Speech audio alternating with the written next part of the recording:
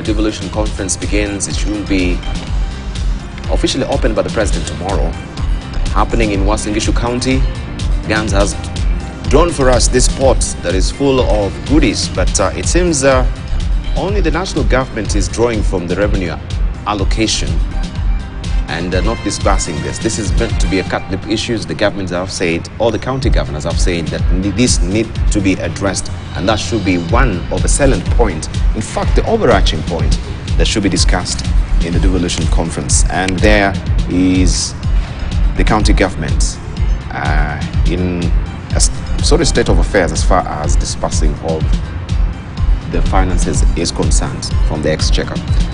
But we want to interrogate even deeply today on the issue and that particular bill that is raised by Raphael Chimera, that who is a nominated senator. Once you have done your full term as a governor, you're not supposed to have another chance of running if you introduce that bill, because of issues of accountability, where we have governors who, after they finish their term, they become senators and they oversee what they were actually doing because of the auditor's reports of the previous financial year as well. We want to discuss that. But before we head there, I wanted just to give you a chance, and Owen Bai, you said you wanted to get a rejoinder yes, on the issues that we were discussing before we go to matters devolution. Yes, yes. Let's just begin with Dan Manzo is threatening not to come back.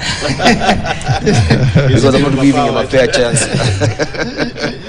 I really want to be brief because I don't want to repeat what Senior Counsel Mogeni has said. Even in parliamentary debates, you don't repeat what others have said. The problem is political dishonesty. You come and rubbish everything which was done by previous government. And you remember that the technicians of governments remain. You just simply copy the example of Nigeria, which soon realizes they have also made a mistake. I think the whole idea of subsidy is to cushion Kenyans and to create stability in the fuel industry. And the fuel industry determines, cost of living. So I think the high prices of fuel really have to be dealt with in one way or another. Although subsidies cannot stay there forever, you need to look for other situations whereby the country generates income. And one of the ways of generating income is having a peaceful country with many tourists and a government you can trust. Now, if you form government fraudulently, then you run parliament fraudulently, then you end up with fraudulent finance bills, and the courts are intimidated, they cannot deal with it.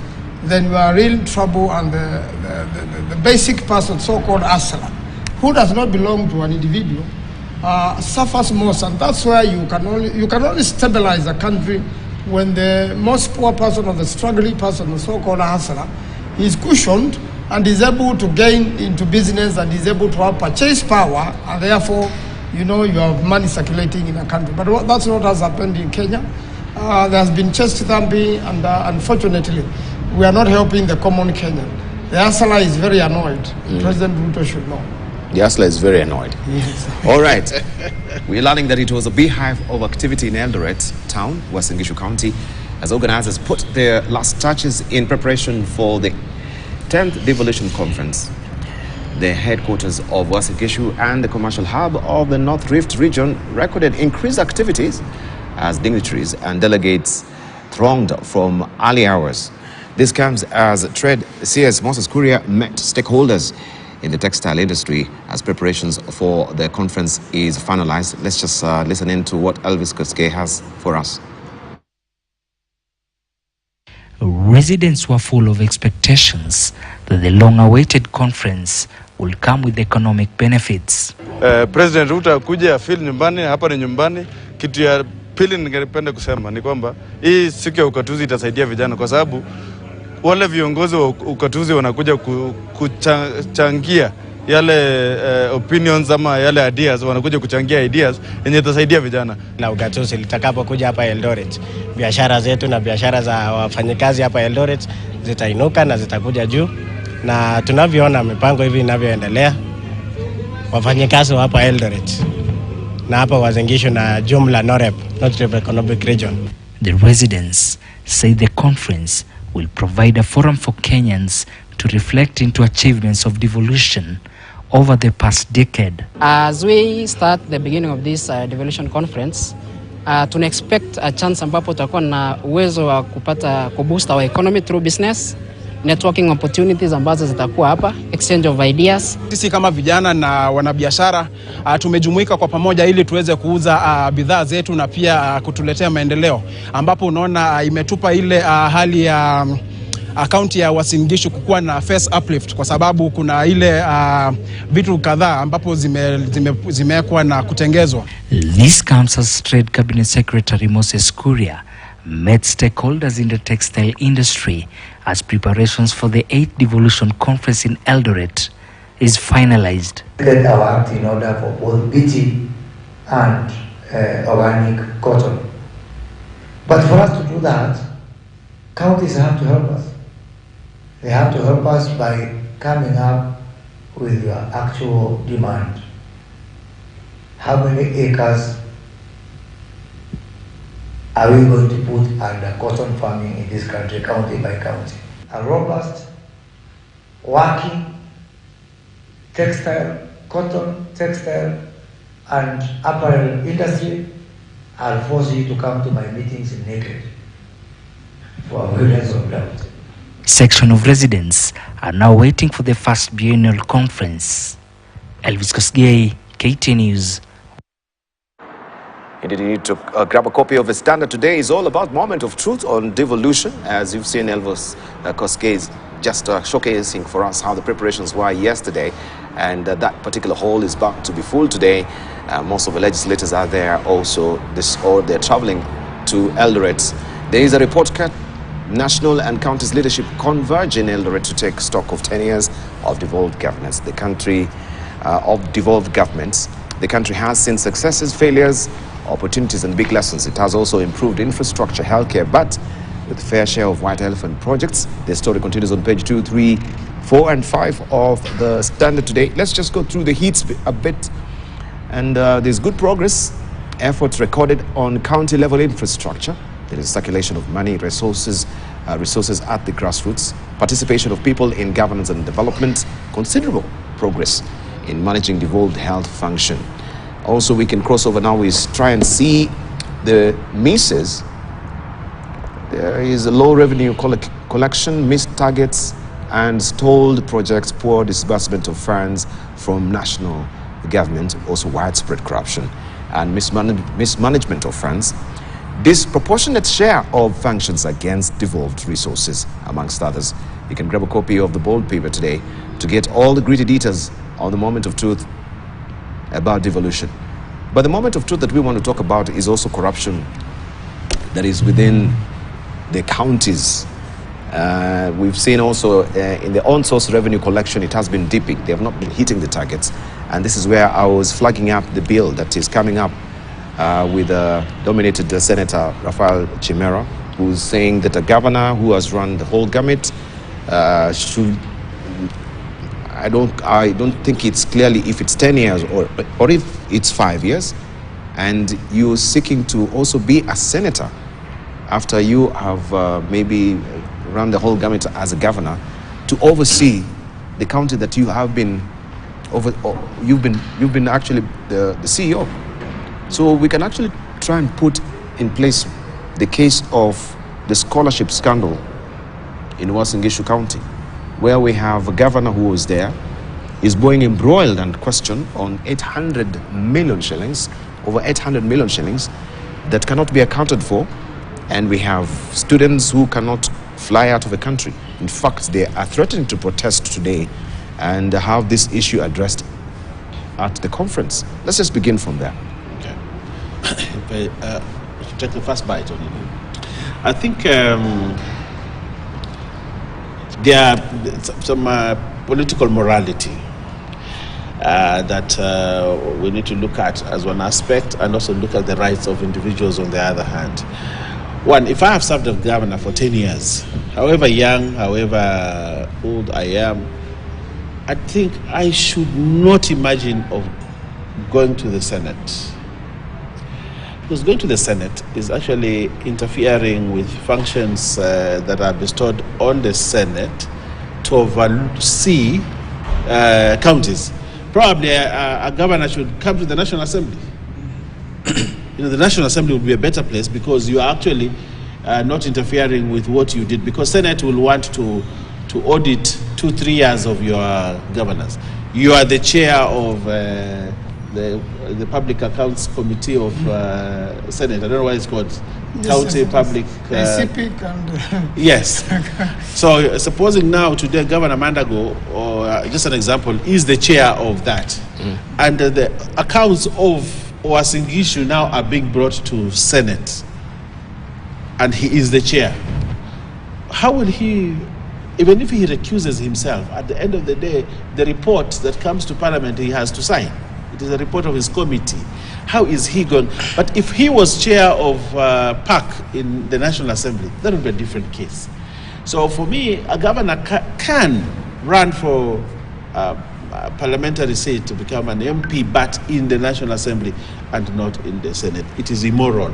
That's why I said political immoral. It's immoral for me to sit there and actually start, interfering. In fact, there was a case where I think somebody filed a case and said, how can the Speaker of the Senate, who was a former governor, actually become the Speaker of the Senate? Because the work of his county will come to that Senate.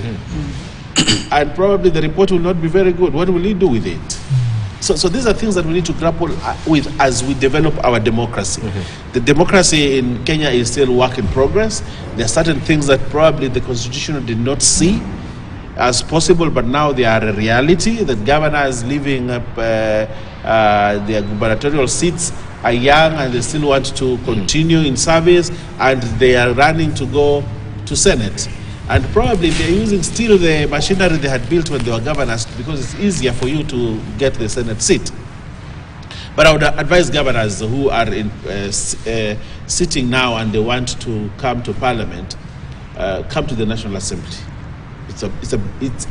Political morality demands that you do not go to the Senate.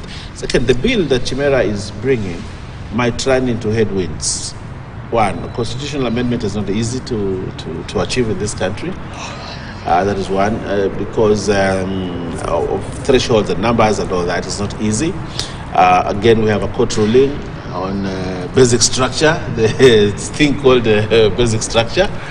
So it will run into headwinds. Political goodwill from both ends of the divide might run this bill into. But also, I think there is a lady in the run-up to the general election who went to court in Malindi. I remember that case, who tried to bar governors from running for Senate, and the court threw out that petition. I think it was filed in Mombasa. That petition was thrown out and said you are interfering with political rights of individual. So it was thrown out by the courts. So I do not know how Senate will navigate this. Yeah, but what is because we had also DPP, Yes. yeah, for sort of suspending some of these cases because you're interfering with your political rights. Yes. Case in point was Aisha Jumwa, and people wondering, and then he was tasked. They said, this is the international practice. Yes. We wonder which is the international practice was this. Yes. Yeah. So when it comes to political rights, this is where the cover and the refuge and the canopy that you want to maybe hide in. Political rights. These lawyers are here. Okay. They need to tell us at what level are you being political. Morality, legality, and those words. Okay. Senior Counsel. Yes. First of all, if you flip this particular bill, maybe also people will see there is an ulterior motive from the senators as well. Yeah. Maybe the concerned senator want to run for governor, and he sees this is the only opportunity. Chimera is a nominated one senator. of the young lawyer, most youthful senators. Yeah. So to see he was accused of not having spoken in. But to see that such a youthful I think the report came a bit way too early. Can sit down and craft such a bill. Yes. I always say these are people we owe a duty to nurture, encourage, so that they take over after us. So it's a good thing. He's put it out there. It's not a crime to propose a constitutional amendment. Yes. Countries do it, and I like what you have said, that maybe a time has come for us to review and even audit our constitution.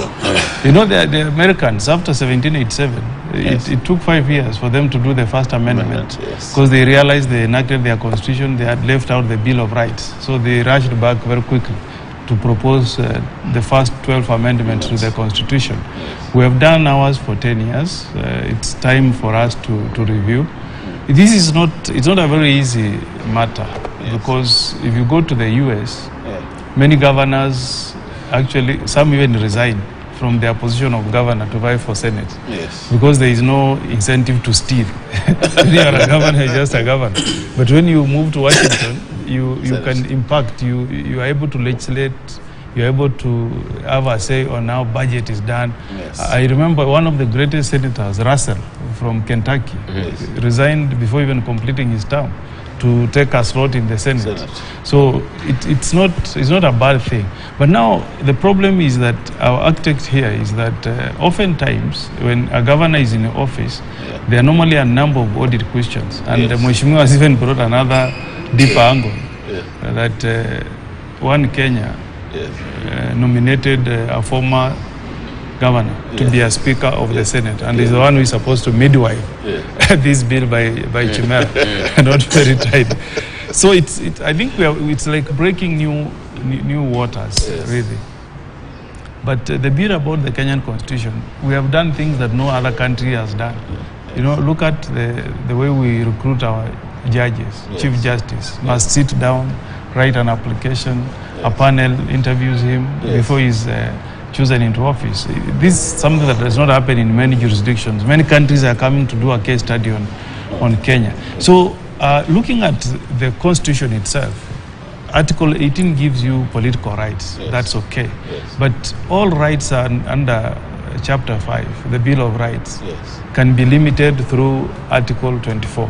I think the question we will ask as parliamentarians, and that's the language used in Article 34, is the limitation reasonable and justifiable in the circumstances?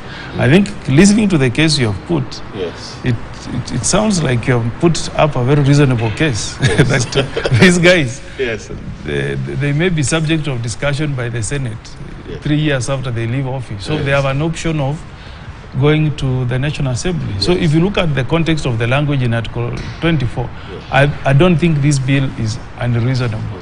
And I don't think one can say that it is not justifiable.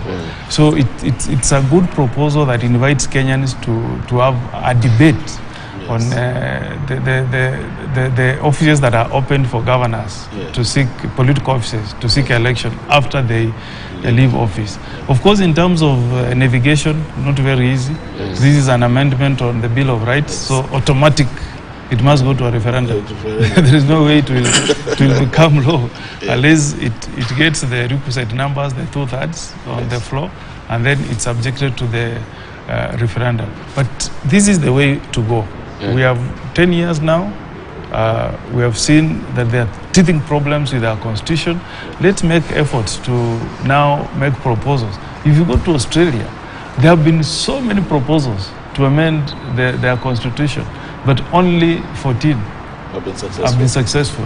So it's not a crime. Even when Kenyans sit and say we want to make proposals to amend the constitution, there is no crime in it. So let the young man bring his motion forth. We debate it. We look at the constitutional aspect the way it is. If it has the support of the majority, why not? Right. So here's a very cautious, German concern.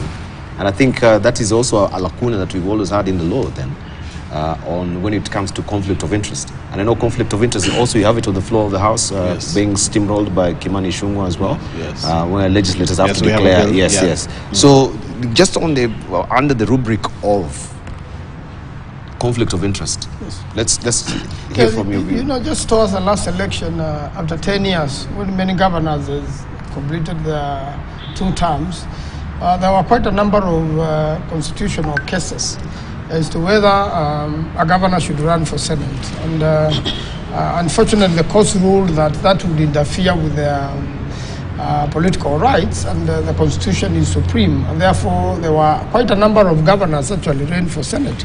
I was competing with my former governor in Makueni, Professor Kimuta Kibwana. In fact, but the people of Makueni applied the wisdom which I think other Kenyans should follow.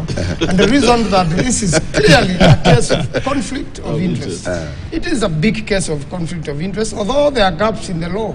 I think any reasonable person, if I've been a governor for 10 years, it would be ridiculous for me to run again for Senate, because the audit reports come in slightly late, and although county governments enjoy perpetual succession, we have had situations where now a former governor has to be called to Senate to explain some of these queries which have been brought, and most of them are financial. Remember, every governor so far, the last 10 years, anybody who was governor received close to 100 billion shillings. And most of that money has been stolen, squandered, and that same person is sitting in the Senate to oversight the same. So I believe the Chimera bill is a great moot point. Unfortunately, it has to go to referendum.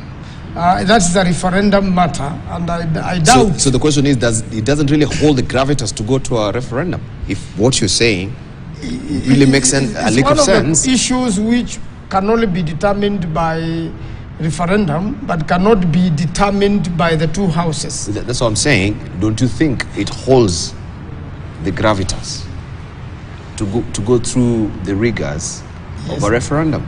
It should, but unfortunately, I don't think Kenya Kwanza government will allow. They do not allow, in its lifetime, it will be short, it will not allow a referendum. I want to say this. Kenya Kwanza government is the most democratic government. It is the most fraudulent government. No. Democratic, because we want to allow institutions to thrive. And one of the institutions that would like to thrive is Parliament, the judiciary, and any other institution that is within that. But I want to say this, and senior counsel here will bear me right. I think we made a mistake in this constitution. And one of the things that we need to amend in the constitution is this thing of that everything that is proposed must go to a referendum.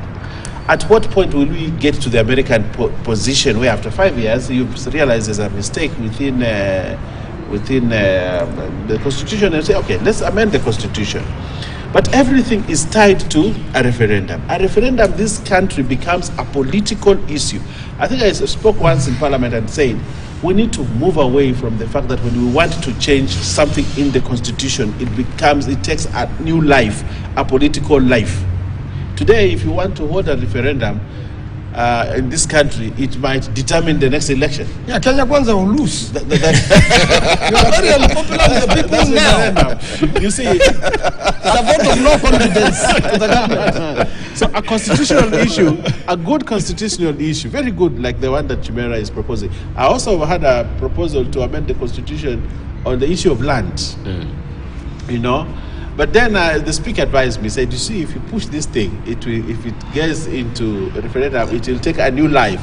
It will stop being a constitutional amendment, it will become a political issue. And, you know, the whole country will be thrown into a political mood of people having meetings here, meetings there, you know, rallies here and there. But we want to amend a constitution for the greater good of the country. But when we get to that level, Okongo Mugen will stop thinking as a senior counsel. He will now wear the coat of Azimio and step out there as an Azimio adherent and not as a senior counsel. You know, so we lose it as a country because of how polarized our politics are. We lose it. But I think there are fundamental issues in the constitution that require change. For example, I wanted to change the constitution in terms of land ownership, especially at the cost. The tenure, the land ownership tenure is a problem. And it can be cured by a constitutional amendment. Especially this land, absentee landlord and all things. I wanted to cure that. There are issues that are relevant that are raised in the BBI. For example, taking 35% on counties, the issue of CDF, you know, entrenching into the constitution. They're important things, that they're great things, and even the courts themselves have pronounced themselves on certain aspects of the constitution that can be changed. But when every time you move one step, you hit this issue of referendum. When it comes to referendum, it's a polarization of the country. You have to go to political rallies and all that. So we need to look at this article itself in the Constitution.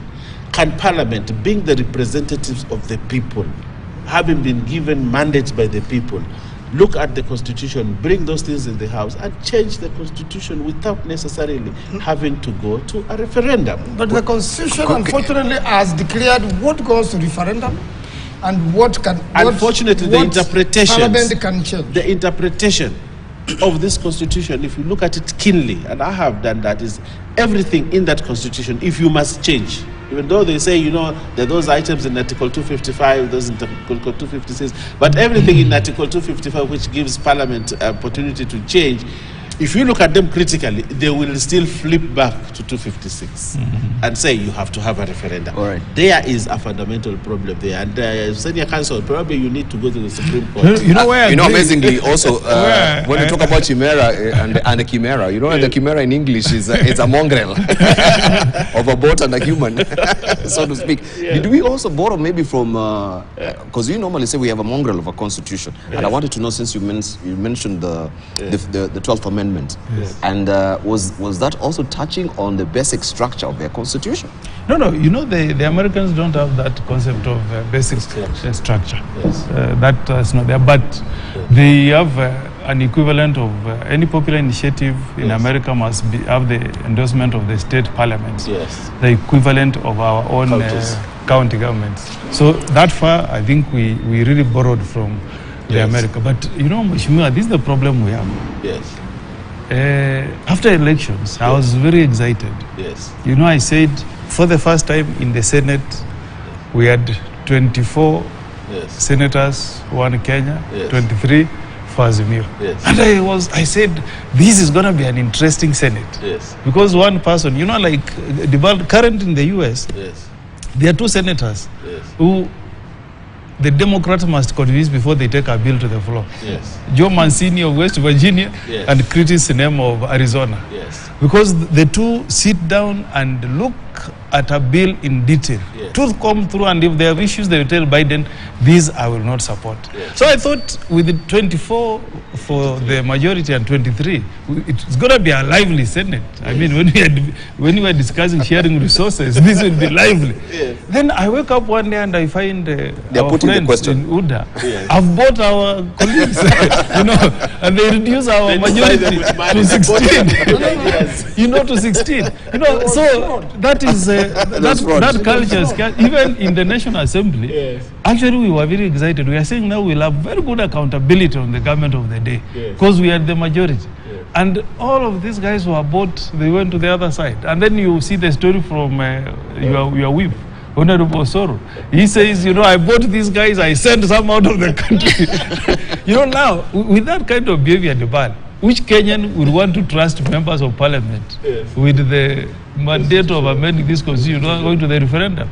It will not be, it's not a trust worth investing in. So first of all is our culture. You know, our morals as members of parliament. We don't take our legislative work seriously. So if you give that blanket check, I cannot tell you that money will exchange hands, and we shall whittle down this constitution to you know, something that is worthless in the face of Kenyans. So those safeguards are good. In America, all amendments have been in the best interest of the nation.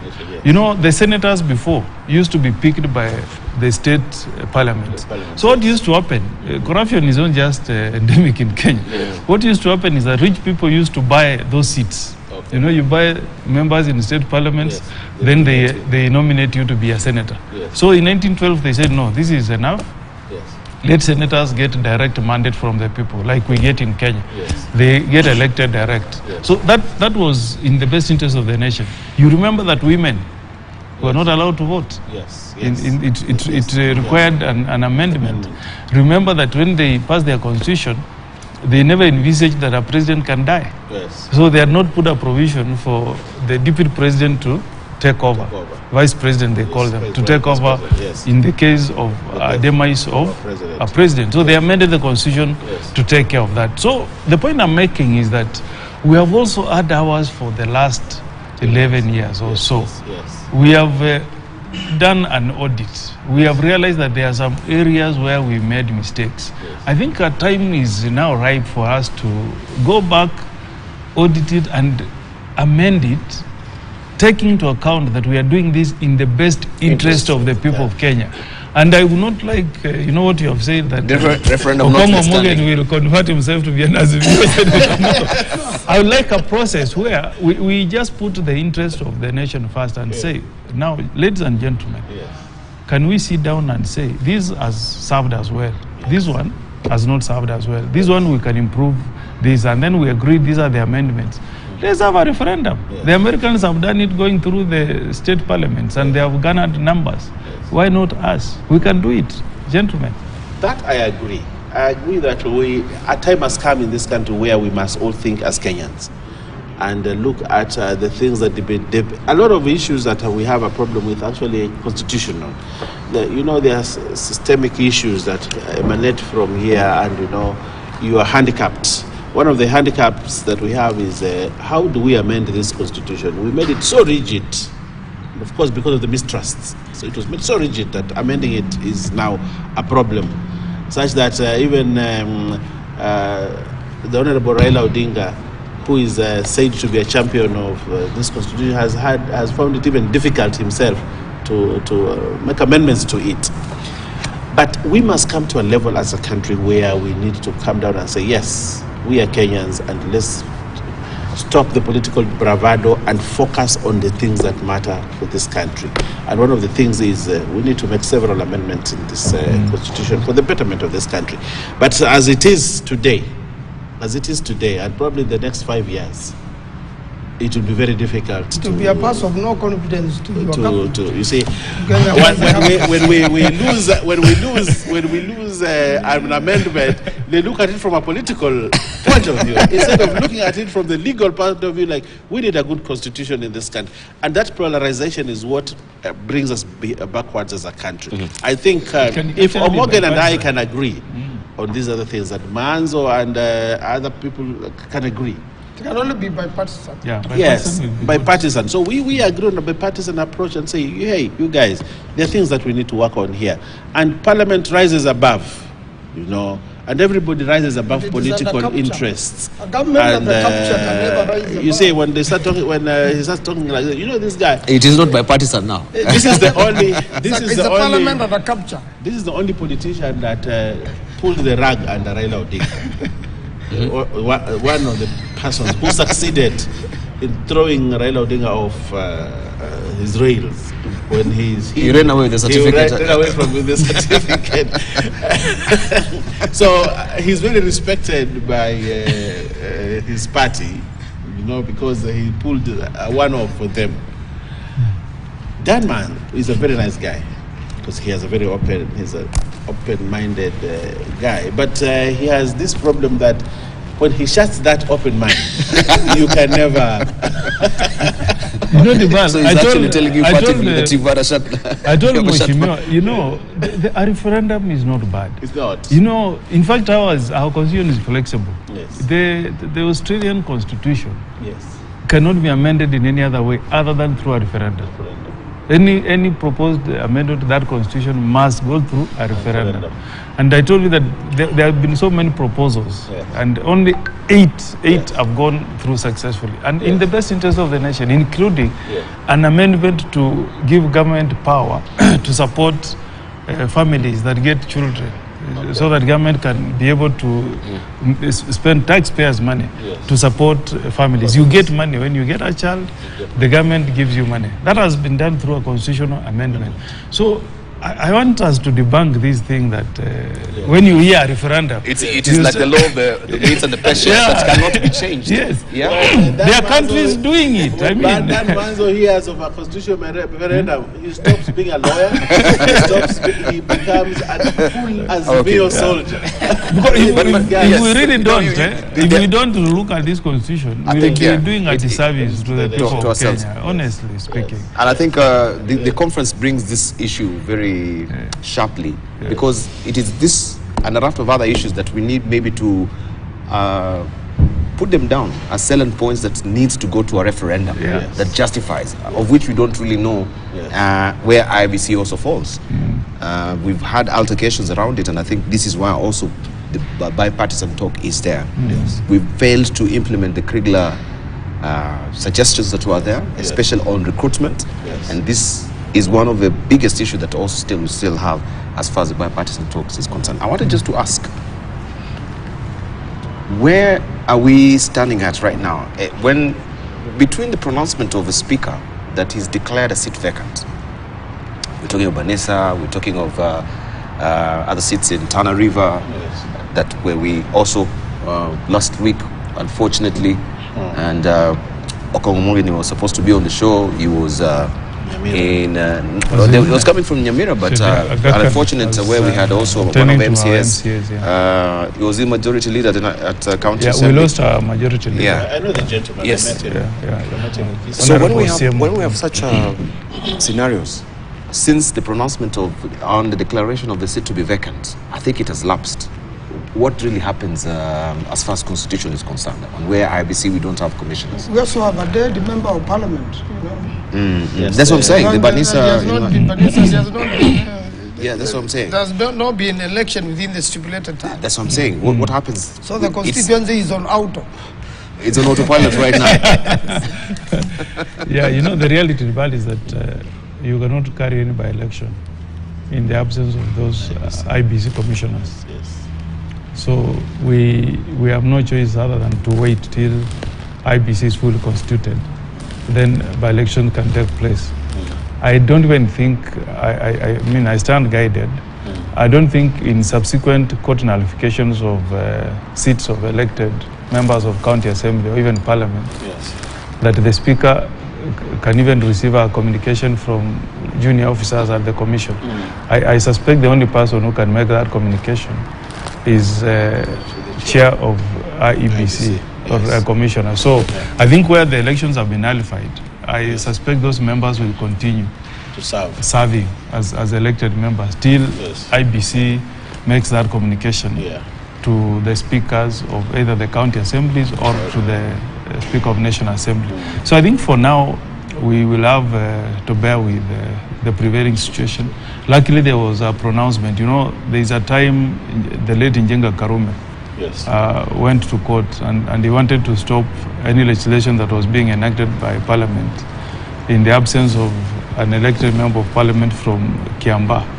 And the court pronounced that what guides business of the House is when there is full quorum. Absence of a member from a particular constituency cannot nullify the business that is being conducted by the House. It's regrettable because those people are taxpayers. They need representation. It is their democratic right.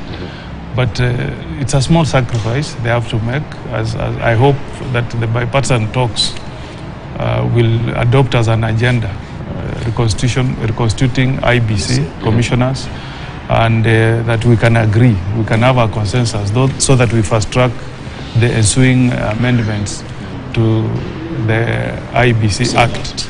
As of now, I don't think there is much that can happen in the absence of the IEBC commissioners. Okay. Unfortunately. So just to wait and hold a breath and wait for that to be constituted. If at all this bipartisan talks also will work out. If they work out, then we can have something. In the event it doesn't really work out, are we to wait in perpetuity? No. If it doesn't work out, we will use the present law to put IBC. Which law I say is fraudulent. I did not devour, unfortunately.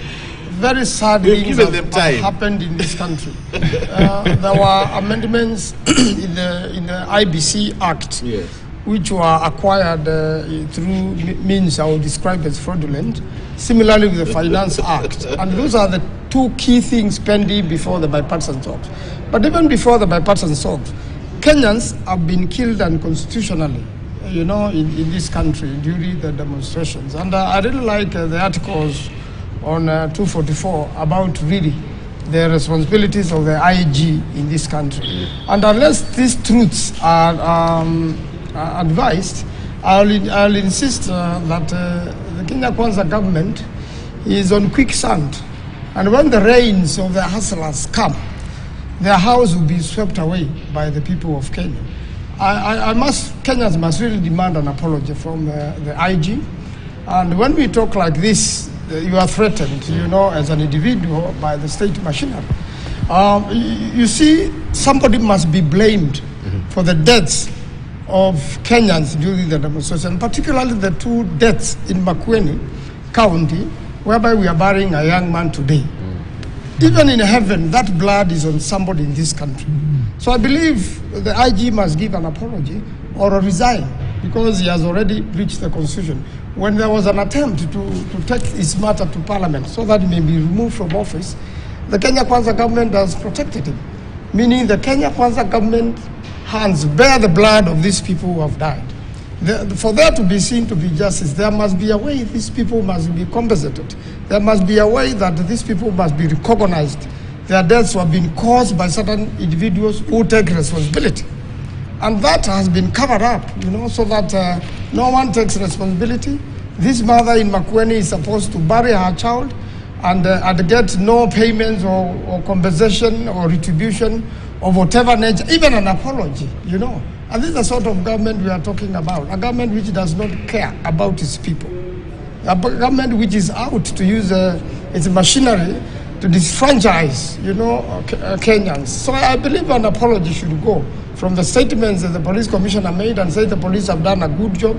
The president said the police have done a good job. We know there are very many good policemen and there are many who serve the nation very well. I've met very serious policemen in this nation. But the few who have committed murder and others have committed manslaughter, they must come to bear into that. And the only excuse given in the constitution is a misadventure. So I think this matter should not be left to go away. With the parliament there, with the government there, I'm really expecting an apology from the IG and the president of this republic and an explanation to these families so that they can continue believing they stay in this nation. And if you let blood go, it haunts people for a long time. It stinks to the high heavens. It's going to go to the stink, and the cry of these mothers will go to the good Lord. And I'm sure something serious must happen to this. It brings curses to our nation. So I think this is a matter we must address now that the president and the deputy claim that they love God and they love good they love good practices. It must be practical. Before anything is addressed in this country, these mass murders must be addressed in one way or another. I thought it's a serious matter. Even before we do the bipartisans, we cannot do so when I have families in Makueni asking me what is our next move, and you are our representative. And when I try to talk, my good friend here and his government, they come raining on me. I am ready to fight for the rights of the mother in Makueni and son, so that other Kenyans can get hope, and we know going way forward, there are not going to be other deaths of this nature. And if it happens, the individual must be charged. The situation in Kisumu is murder. After demonstrations are gone, when you come back to my house, get me out and shoot me in open light, you have premeditated that act and you should be charged with murder. Yet that person continues to be protected by the president. All right, we remain with 5 minutes. Yeah, I want us, time is ticking away from us. I want to say that, Senator Dan Manzo is speaking, and I'll give it to him as a representative of Makueni. And he's making his speech, the one that would have made at the funeral. That is what he's trying to do. And, in doing so, he's trying to be politically correct with his constituents because, he has not been there for long. No. So he's covering his track. So that when he goes home now, when he goes to the funeral, they say, yes, huyu ni mtetezi wetu. So we give it to him. I'm in Makueni every week. We give it to him. But I also want to say this. Yes, all matters that are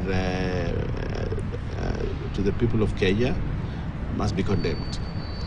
And I join his family, the family of his constituents, in condoling. But I also want to tell him that we wouldn't have reached this level if there was restraint from his political party leaders to bring a country to war.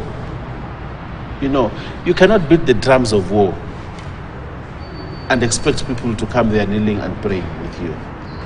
That is what Azimio has been doing in this country, beating the drums of war. You know, traditionally, when you beat the drums of war, you are ready for the war. And that is what Dan Manzo and his colleagues have been doing in this country, hiding under the guise of Article 37. And I have said in this show, there's the use of Article 37 and there's also the abuse of Article 37. What Azimio has done is to abuse Article 37 to bring conflict and confusion and destruction of property in this country and destruction of lives. Thank you. And that is something that I have said here. That is your headline thoughts. I will tell him. But on my headline thoughts, I want to say this. And we have not focused so much on the Devolution conference. But Devolution has come a long way now, 10 years. Yes. And what I would like to say is that if you have been given responsibility as a governor to be a governor and resources for the first time, you need to give us that. Kenya Kwanza government has ensured that all monies owed to counties has been paid. Actually, counties now have all the money 2022, 2023, all of it for the first time. And then they were also paid 2023, 2024, the first tranche, the first month, July. They were paid all of it. You see, I saw... Was it all of it, or it was just the 32 billion shillings tranche waiting for the other half? They were paid all the money for the previous financial year, all of it was given, and the first one for this financial year, they were given. And I see one of the things that they said, the misses, is poor disbursement of funds from national government. That one is off. That one is off. Because this government has ensured that they have been given all the money. So they should not use as an excuse. Thank you. They should not use an excuse that national government has not given them. Thank you. Now, I want to make this point. If you are a governor, you've been given that responsibility. We have to go. Please serve your people. Use this money well and ensure development has come to the people so that we can develop the periphery, so that the center can also develop. Thank you. It's going to pen debate. Yeah. All right. Your closing remarks. I want Dan to say Mazo. that even if, devolution has been there for 10 years, it has its successes. It has also, as they known, frustrations. Corruption is the biggest problem in the counties and in the national government. That has still not yet been addressed. We have not seen the goodwill to seriously address corruption. The money which has gone there, unfortunately, most of it is going to pending bills. The Kenyans, they have a lot of monies. They have done work for the counties and they have not been paid. This money is disbursed is not even enough to pay the pending bills. They need to pay pending bills so that they can begin development. But I want to say that the monies are sufficient to do something reasonable and to change lives of Kenyans. Let it be used for real. Thank you, Dan Mazo. China Council, your closing remarks. I would have loved, it's good to celebrate devolution. It's good to have a conference of this nature. But I could have loved the theme to be on how to tame corruption and channel the money that goes to counties for the intended purposes, to change lives of the people who represent at the county level, spur development, and provide adequate and quality health care to our people. Unfortunately, the bad. As a senator, I must say I'm ashamed that most of the resources that go to counties go to the pockets of our governors and their associates. We need to have an honest debate. Maybe we need to adopt the system that we see in the US, where when you have a case involving a governor, you appoint an independent prosecutor, so that because these guys have the ability to compromise almost all the offices. Thank you. So I am pleading with the kind of stealing of public funds that is happening at the counties, even as we are holding this devolution conference. Yeah. So we wish the people of Eldoret a fantastic devolution conference. I hope when we have a match this afternoon between the Senate and the governors, the Senate team will win. Thank you very much, gentlemen. All of the treats for the insight and foresight you've given us this morning. We really do appreciate. And every eyes will be centered, fixated on what will be happening in Eldoret today. We shall be bringing that for you live, of course, from here, where we can follow the proceedings for the 10th Devolution Conference. Thank you very much for your valued company. News Diary is up next. Gentlemen, I want to thank you so much. Tunaweza maliza sasa na samosa na chai. Thank you so much. Have a lovely day.